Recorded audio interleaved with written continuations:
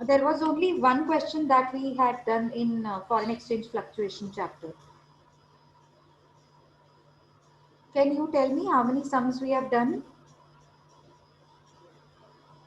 Only one, Only ma'am. one, ma'am.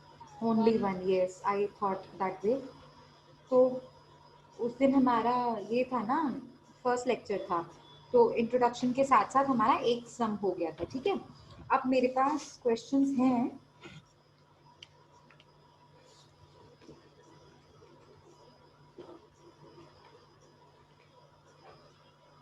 Wait, I'll be sharing it with you.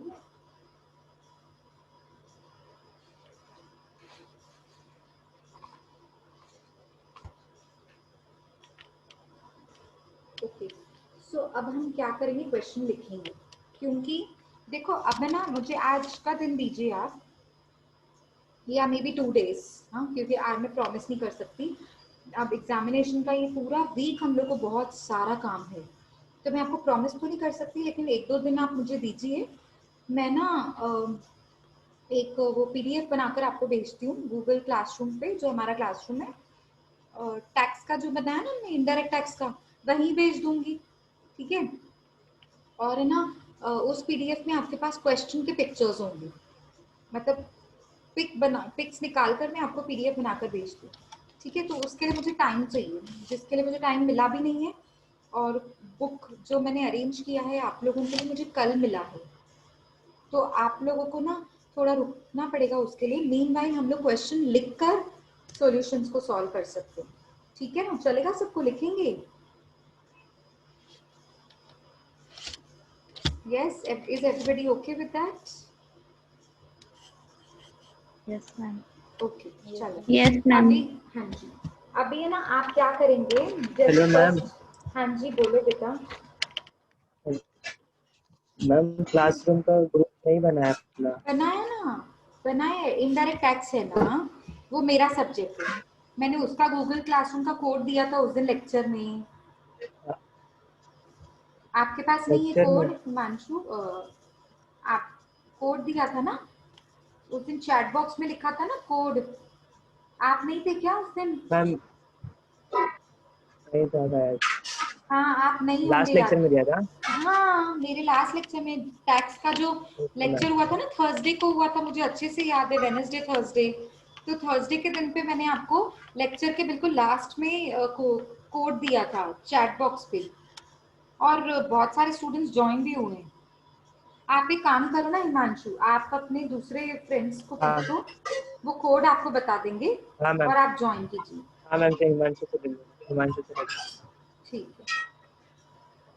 अच्छा, हर्ष बात कर रहा था, मुझे लगा हिमांशु, दोनों का अनम्यूट है ना हर्ष, ठीक है, समझ आया आपको?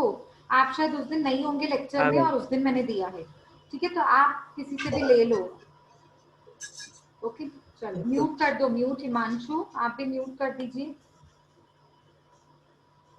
आप एक काम करो, किसके पास है कोड, किसके पास है, यहाँ पे चैट बॉक्स में डालिए अभी का अभी, UTV करके कुछ तो कोड था, 2 मिनट दे रही हूँ मैं, आप कोड डालिए, फिर देखो रह जाएगा तो रह ही जाएगा।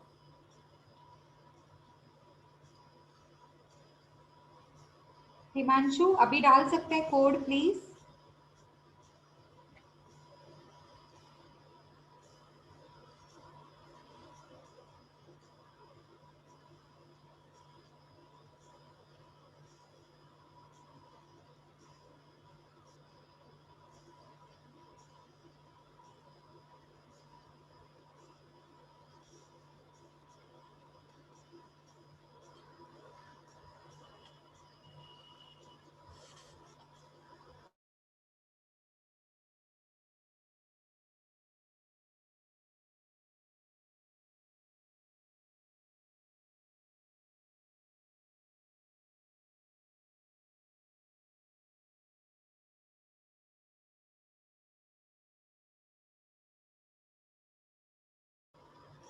Yes, thank you very much.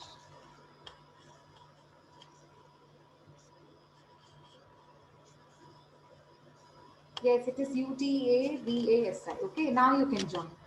So we will start with another question. You please write it down. as sum number 2. Right now, sum number 2, Kajal Limited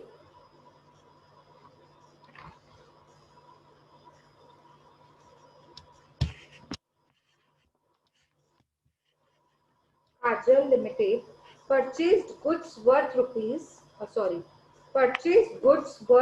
dollar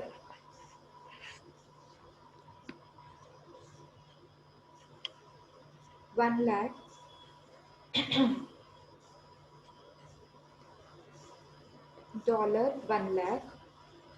from Padma Traders of US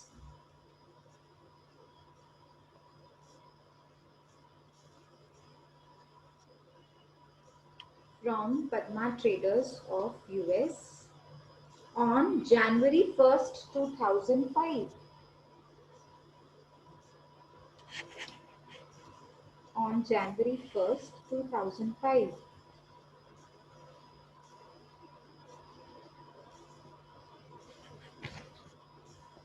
Full stop. Next line. The payment was to be made on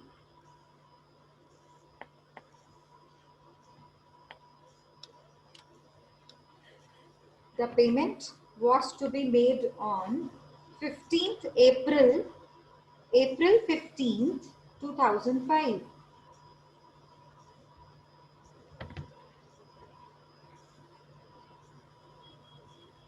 April 15th, 2005. Full stop. The foreign currency rates on the different dates were as follows.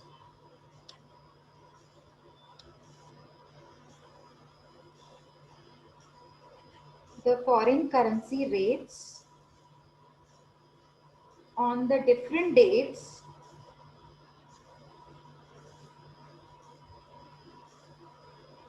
were as follows.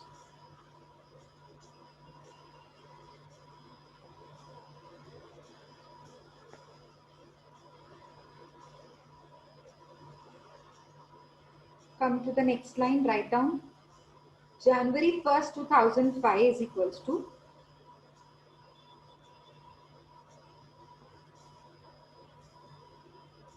$1 rupees 46. $1 is equals to rupees 46.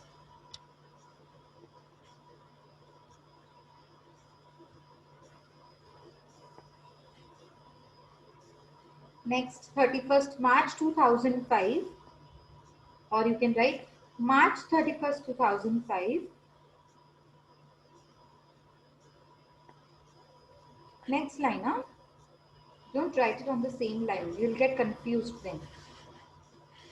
1st January का क्या है? $1 is equals to 46.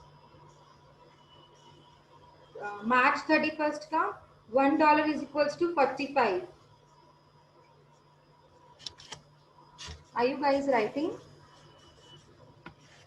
Yes, ma'am. Yes, ma'am. Yes, ma'am. Okay, good. Next is April 15th, 2005. April 15th, 2005. $1 is equals to rupees 48.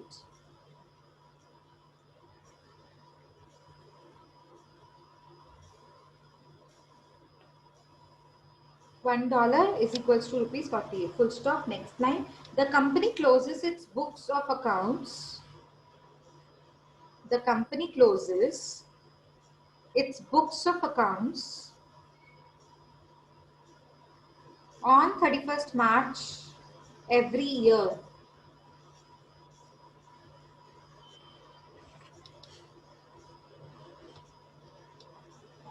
On 31st March every year.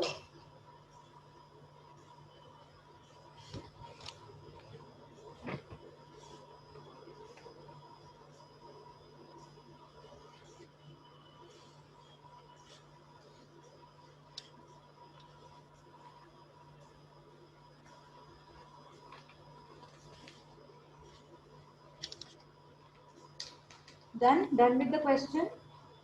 Somebody wants me to repeat it once again? सबने लिखा है कि repeat करूं एक और बार? Ma'am repeat कर दो ना ma'am.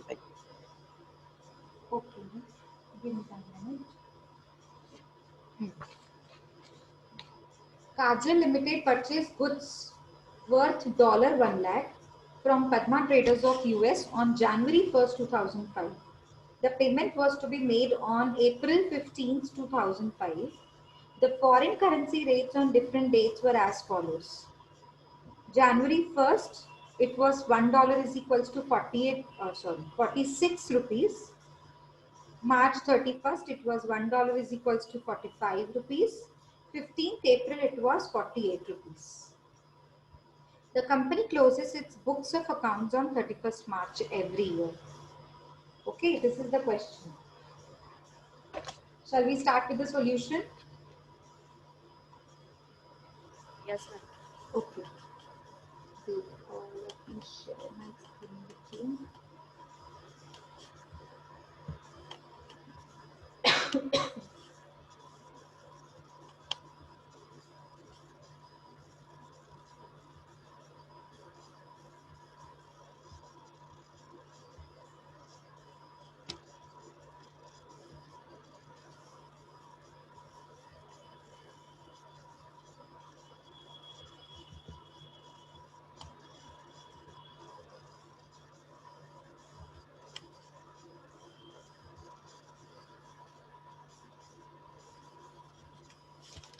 So yes, here I would say हमने ये एक सम किया था ना, मैं कॉपी पेस्ट करती हूँ जैसे दिक्कत नहीं हो।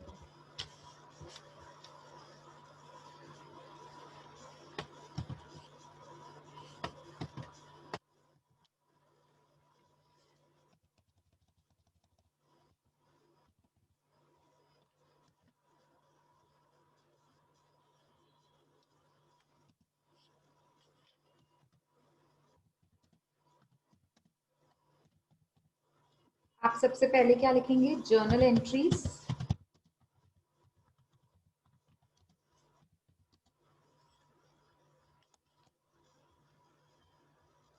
in the books of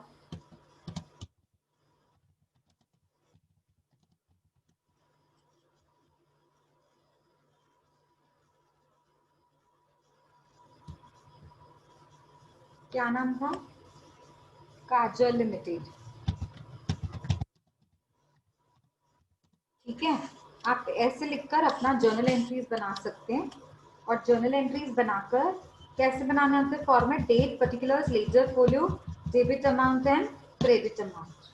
अब आपने क्या करना है? सबसे पहला दिन काजल लिमिटेड की बुक्स में बना रहे हैं। So take consider yourself as Kajal limited. हाँ, अब आपकी कंपनी है, आपने, आप मुझे बताओ इंपोर्ट वाला समय कि एक्सपोर्ट वाला समय? मतलब काजल लिमिटेड इंपोर्ट कर रहे हैं कि इंपोर्ट मतलब परचेज, इंपोर्ट कर रहे हैं कि एक्सपोर्ट कर रहे हैं? एक्सपोर्ट मतलब सेल्स। यस, अगर हम इंपोर्ट करते हैं तो गुड्स आ रहे हैं कि जा रहे हैं? सबसे पहले आप ये लॉजिक क्लियर रखो। जब हम इंपोर्ट करते हैं तो गुड्स आ रहे हैं, गुड्स आ रहे हैं मतलब debit what comes in, real account से डेबिट व्हाट कम्स इन। तो कौन दे रहा है ये गुड्स हमें? कौन बेच रहा है? Padma company of US, Padma traders हैं यूएस के, वो हमको दे रहे हैं। तो वो हमारे क्रेडिटर बन जाएंगे। क्यों क्रेडिटर बन जाएंगे? क्योंकि हमने उनको पे करना है। या फिर आप ऐसे समझिए, ये गुड्स हमें कौन दे रहा है? Credit the giver, Padma traders will be credited. ठीक है, मैं आपको लॉजिक क्लियर कर रही हूँ डेबिट और क्रेडिट का। ठीक है, अब कौन सी डेट पे मैंने परचेज किया? तो आप इधर ऐसे भी कर सकते हैं, डेट के नीचे आप 2005 को कॉमनली लिख दो। अब 2005 एक बार लिख दिया ना, बार बार लिखने की जरूरत नहीं। अब कौन सी डेट पे पहला ट्रांजैक्शन होगा? बोलिए। जनवरी 1st। जनवरी 1st को क्या ट्रांजैक्शन हो रहा है? क्या बोलो, डेबिट क्या करना है? जब हम परचेज करते तो डेबिट करते हैं ना, तो क्या डेबिट करूं? Import account debit. Import bracket में चाहिए तो गुड्स लिख सकते हैं। क्या हमने इंपोर्ट किया? गुड्स इंपोर्ट किए, तो इंपोर्ट ब्रैकेट में goods account debit to. To कौन दे रहा है आपको? कौन ये गुड्स बेच रहा है? तो एंट्री क्या होगी? गुड्स अकाउंट डेबिट या फिर import account debit to Padma traders of US. ऐसे करना है आपको। देखो एंट्री देखो, ठीक लग रही है एंट्री? बराबर है? सबको स्क्रीन ठीक से विजिबल है? यस, स्क्रीन विजिबल है? Yes ma'am. ओके, तो हमने एंट्री कैसे की है? Import account debit to Padma traders. अब आप मुझे बताइए, जनवरी 1 को जब मैंने इंपोर्ट किया, जब मैंने गुड्स खरीदे, तब $1 का रेट क्या चल रहा था? 46। यस, तो हम 46। हाँ, तो हम ब्रैकेट बनाएंगे, लिखेंगे $1 इज इक्वल्स टू 46 रुपीज। तो पर मैंने $1 थोड़ी ना, $1 की गुड्स थोड़ी ना खरीदे हैं, मैंने तो आपकी कंपनी से, पद्मा ट्रेडर्स से $1,00,000 के गुड्स खरीदे हैं। अगर $1 46 रुपीज है तो $1,00,000 कितना हो जाएगा?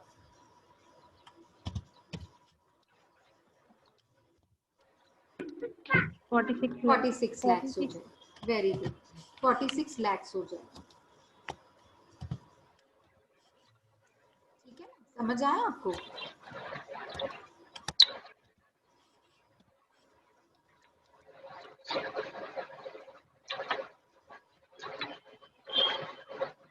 या फिर मैं उसके जैसे ही लिखूं बिल्कुल, अगर तो ये होगा मार्च 31। अब आप बोलोगे मैम 15 अप्रैल को पेमेंट करनी है, तो आप मार्च 31 की डेट क्यों लिख रहे हैं? क्यों लिख रही हूँ, कोई बताएगा मुझे? लॉजिक बताइए, मैंने मार्च 31 क्यों लिखा है? बुक्स 31 मार्च को क्लोज होता है। बुक्स 31 मार्च को क्लोज होते हैं, इसकी वजह से हम 31 मार्च यहाँ पे लिख रहे हैं। वो तो हम नीचे भी लिख सकते हैं, सारे ट्रांजेक्शन खत्म करके 31 मार्च लिख सकते हैं ना। अगर बुक्स 31 मार्च को क्लोज होते हैं, क्या सिर्फ यही रीजन है जिसको मैं यहाँ पे लिख रही हूँ सेकंड नंबर पे? करेंसी चेंज भी हुआ है मैम। करेंसी चेंज हुआ है, ठीक है। और क्या रीजन है? जो मेन रीजन है ना, वो आप मुझे नहीं बता रहे। क्या है मेन रीजन, कोई बताएगा? 31 मार्च में 15 अप्रैल को पेमेंट करने वाली हूँ, ऐसा क्वेश्चन में मैंने लिखवाया था कि जब मैं आपकी कंपनी से खरीद रही हूँ तो मैं आपको पेमेंट कब करूंगी? 15 अप्रैल। तो 15 अप्रैल आना चाहिए ना यहाँ पे, 31 मार्च क्यों आ रहा है? क्यों आ रहा है? मैम ये करंट ईयर का 31 हाँ, March, very good, very good, very good. ये रीजन है जो मुझे चाहिए था, वो भी रीजंस करेक्ट है, पर पहला ये रीजन है कि जनवरी के बाद तो मार्च क्लोज होता है ना, बुक्स क्लोज करने का टाइम आ गया।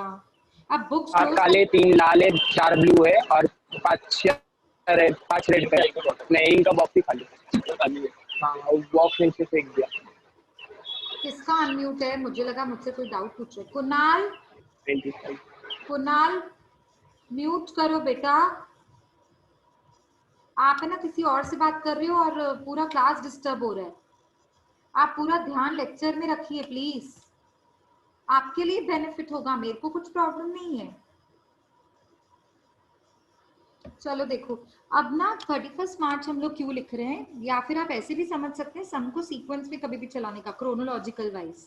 ठीक है, तो जनवरी 1 के बाद में 15 अप्रैल को पे करूंगी, तो 15 अप्रैल और जनवरी 1 के बीच में तो मार्च 31 आता है ना बुक्स क्लोज करने का डेट। तो जब मैं अपने बुक्स क्लोज करूंगी तो उस दिन तो मैंने पेमेंट करी नहीं है, पेमेंट नहीं करी है मैंने उस दिन। तो मैंने क्या किया है, सिर्फ गुड्स खरीद के रखे हैं अपने पास बेचने के लिए। शायद मैं बेच भी रही हूँ उन गुड्स को, वो मुझे लेना देना नहीं है, बट मुझे ये देखना है कि 31 मार्च पे क्या रेट चेंज हुआ है। अगर रेट चेंज हुआ है मतलब कुछ तो, या तो मेरा प्रॉफिट हुआ रहेगा इस दिन पे, या तो मेरा लॉस हुआ रहेगा। रेट चेंज हुआ है मतलब एंट्री आएगी। क्या एंट्री आएगी? 31 मार्च पे जो एंट्री आती है ना, उसको बोलते हैं रीवैल्यूएशन, रीवैल्यूएशन एंट्री। क्या बोलते हैं?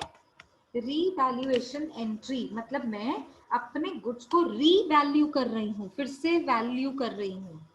मतलब जो मैंने गुड्स 46 लाख में खरीदे थे, आज उनकी प्राइस क्या है जब मैं अपने बुक्स को क्लोज कर रही हूँ, तो उसको कहते हैं रीवैल्यूएशन।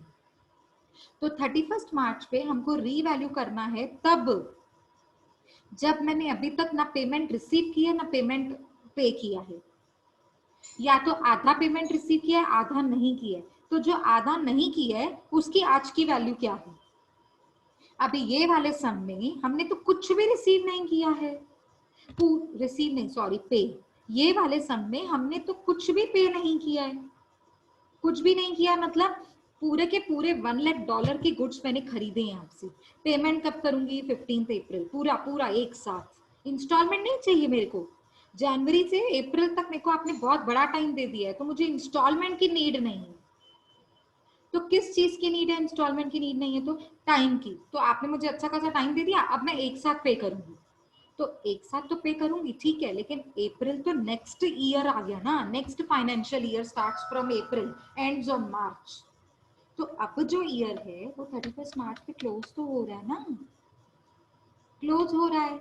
तो क्लोज करने के लिए आपको रीवैल्यूएशन एंट्री करनी पड़ती है। रीवैल्यूएशन एंट्री कब करते हैं? जब पेमेंट बाकी है। पेमेंट बाकी है, हाँ बाकी है, मैंने करनी है, पेमेंट करनी है, बिल्कुल करनी है। तो अब कितनी पेमेंट किस हिसाब से करनी है वो तो पहले रीवैल्यू करना पड़ेगा ना अपने गुड्स को। तो गुड्स को रीवैल्यू करने की एंट्री क्या होती है? रीवैल्यू करने की एंट्री होती है अगर प्रॉफिट होगा। ध्यान से सुनो, अब हमने एक अकाउंट बनाया है, जिस एक सेपरेट रिजर्व अकाउंट बनाया है जिसे कहते हैं एफईएफ अकाउंट। सबको याद है वो एफईएफ अकाउंट? एफईएफ अकाउंट कौन सा अकाउंट होता है? फॉरेन एक्सचेंज फ्लक्चुएशन अकाउंट होता है। अगर मेरा कुछ ये फॉरेन ट्रांजैक्शन करते समय, कुछ इंपोर्ट एक्सपोर्ट करते समय मेरा कुछ भी प्रॉफिट होगा तो मैं एफईएफ को क्रेडिट करूंगी, बिकॉज ये नॉमिनल अकाउंट होता है। और अगर कुछ भी लॉस होगा तो मैं इसी अकाउंट को डेबिट करूंगी, क्योंकि ये मेरा नॉमिनल अकाउंट होता है, debit all expenses and losses. ठीक है, तो इन शॉर्ट अब आपको एफईएफ अकाउंट को देखना पड़ेगा, क्योंकि मुझे यही तो देखना है कि रेट चेंज हुआ। अब रेट चेंज हुआ, देखो पेमेंट नहीं करनी है 31 मार्च को, मैं पेमेंट नहीं करूंगी। बैंक का कुछ लेना देना नहीं, कैश का कुछ लेना देना नहीं, कुछ भी नहीं, मैं पेमेंट नहीं कर रही हूँ। मैं सिर्फ ये देख रही हूँ कि जो 46 लाख के गुड्स मैंने खरीदे थे आज उसका वैल्यू कितना है। अगर वैल्यू बड़ा है तो प्रॉफिट है, कॉमन सेंस, और अगर वैल्यू कम हुआ है तो लॉस है। लेकिन वो तब जब मुझे रिसीव करना होता है। जब इंपोर्ट के टाइम पे तो मैं पेमेंट करती हूँ ना, तो पेमेंट के टाइम पे उल्टा होता है, वाइस वर्सा। अगर पेमेंट का रेट बढ़ गया तो लॉस, अगर पेमेंट का रेट कम हो गया तो प्रॉफिट। तो आपको सबसे पहले ये देखना है सम किसका है, इंपोर्ट का है कि एक्सपोर्ट का है। आप काजल लिमिटेड हो, आप इंपोर्ट कर रहे हो एक्सपोर्ट कर रहे हो? इंपोर्ट। अब इंपोर्ट के टाइम पे ये देखो, पहला क्वेश्चन आपने क्या पूछा अपने आप से, इंपोर्ट है कि एक्सपोर्ट है? पता चल गया इंपोर्ट है। अब 31 मार्च आ गई, 31 मार्च का आपको रीवैल्यू करना है। तो रीवैल्यू की डेट पे, रीवैल्यू की डेट पे उसका रेट क्या है? रेट मतलब $1 इज इक्वल टू 45 रुपीज। कम हो गया मैम, कम कैसे हुआ? हम पेमेंट तो 48 रुपीज के हिसाब से करेंगे ना 15 अप्रैल को। तो 15 अप्रैल आई नहीं है अभी तक। आपको किससे कंपेयर करना है? जो गया उसके साथ कंपेयर करना है। क्या गया? वो डेट गई जिस दिन आपने परचेज किया था। परचेज कब किया था? जनवरी 1। उस दिन रेट क्या था? 46। अब रेट क्या है? 45। तो रेट बढ़ गया कि कम हुआ? आप मुझे आंसर दीजिए। कम हुआ। कम हुआ। तो कम हुआ तो प्रॉफिट है कि लॉस है? वो भी आप मुझे बताइए। प्रॉफिट है। हाँ, लेकिन अगर एक्सपोर्ट होता ना तो लॉस होता। इंपोर्ट है तो प्रॉफिट है, एक्सपोर्ट है तो लॉस है। ऐसे कैसे मैम? तो आप मुझे बताइए, अभी मैंने क्लियर किया था बातों में। इंपोर्ट के मैम टाइम अगर पे, हाँ बोलो बोलो बेटा। अगर मैम उसका वैल्यूएशन ज्यादा हो गया तो हमें ज्यादा पे करना पड़ेगा ना एक्सपोर्ट में। हाँ करेक्ट, इसीलिए लॉस होता है इंपोर्ट के टाइम पे अगर रेट बढ़ जाए तो। लेकिन यहाँ पे क्या है, रेट कम हो गया ना। 46 रुपीज के हिसाब से मैंने आपसे खरीदा था, अब रेट चल रहा है 45। तो मुझे रीवैल्यू करना है। रीवैल्यू का मतलब होता है फिर से वैल्यूएशन करनी है। तो फिर से वैल्यूएशन करने के लिए 45 रुपीज दिखा रहा है, कम हो गया। कम हो गया मतलब मैंने आपसे जो गुड्स खरीदे थे उसकी वैल्यू कम, मतलब मुझे पेमेंट भी कम करनी पड़ेगी। वैल्यू कम हो जाना जरूरी नहीं है नुकसान हो। वैल्यू कम हो गई मतलब मुझे पेमेंट तो कम करनी पड़ेगी ना फ्यूचर में। तो अभी के लिए तो मेरा प्रॉफिट है ना, फ्यूचर का पता नहीं। अभी के लिए तो मेरा प्रॉफिट है। चलो प्रॉफिट है, प्रॉफिट है तो एंट्री कैसे करूं? प्रॉफिट है तो एफईएफ को क्या करना है? चलो पहले ये क्वेश्चन का आंसर दीजिए। एफईएफ को प्रॉफिट के टाइम पे क्या करते हैं? डेबिट की क्रेडिट? क्रेडिट। Very good. अगर उस क्यों क्रेडिट करना है उसका लॉजिकल रीजन है। Nominal accounts is credit all expenses and credit all incomes and gains. अच्छा, गेन हुआ, प्रॉफिट हुआ, प्रॉफिट हुआ, एफईएफ को क्रेडिट करना है, ये भी समझ गए। तो डेबिट किसको करना है? क्योंकि कैश तो हम ले नहीं रहे हैं, बैंक अकाउंट भी डेबिट नहीं कर सकते। किसको डेबिट करना है? पद्मा ट्रेडर्स ऑफ यूएस, जिनकी वजह से मुझे ये प्रॉफिट हुआ। अभी तक उसकी गुड्स पड़े हैं ना मेरे पास, तो पद्मा ट्रेडर्स को सेटल करना पड़ेगा। देखो क्यों सेटल करना पड़ेगा, सेटल का मतलब क्या होता है, मैं नहीं समझा, मैं फिर से बताती हूँ। फर्स्ट एंट्री को देखिए, सिर्फ फर्स्ट एंट्री, उसमें आपने लिखा है import to Padma, import to Padma. Padma का नाम, पद्मा को किस कौन से अमाउंट से क्रेडिट करा था? क्रेडिट मतलब वो मेरा क्रेडिटर है, वो मेरा क्रेडिटर था तब के टाइम पे 1 जनवरी को, अभी भी है, पर 46 लाख का नहीं है। मैं उसको अब 46 लाख नहीं देने वाली हूँ। क्यों? क्योंकि रेट कम हो गया ना। क्यों 46 क्यों दूंगी मैं अब उसको? तो मैंने किस हिसाब से उसको पेमेंट करना है? 45 के हिसाब से। मतलब पद्मा का 46 क्रेडिट बैलेंस दिखा रहे हैं, तो 1 लाख का डेबिट करना पड़ेगा ना। 1 लाख को मुझे डेबिट करना पड़ेगा, तो खुद ब खुद 45 लाख क्रेडिट पे हो जाएगा। तो एंट्री कैसे होगी? ये देखो, Padma traders of US account debit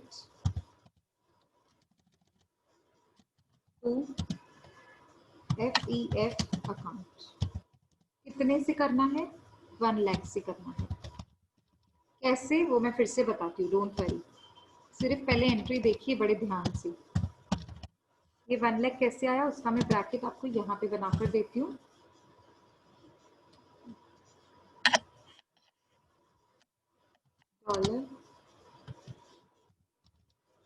$1 lakh multiply by